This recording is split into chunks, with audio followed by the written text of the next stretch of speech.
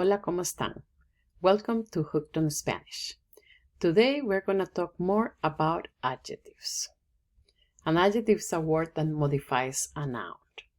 We have been learning a lot about descriptive adjectives, and these are the adjectives that follow the nouns.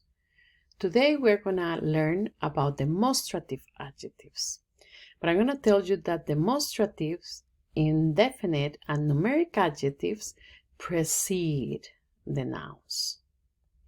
Let's take a look at demonstrative adjectives. Some of the demonstrative adjectives here are ese, esos, esa, and esas. And this one means that and those.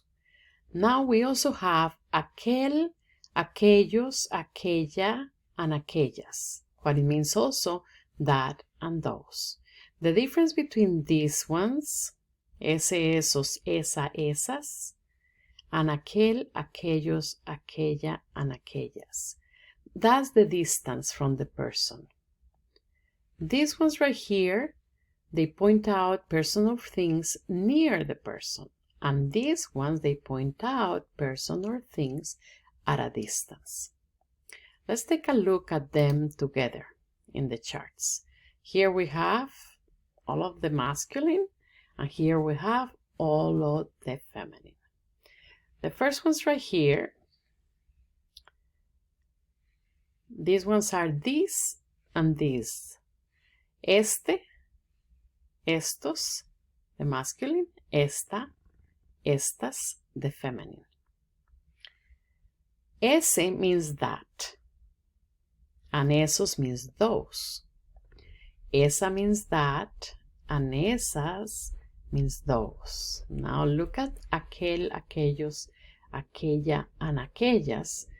These two have the same, or these ones right here in the second column and the third column, they mean the same in English. Then what is the difference between the second column and the third column?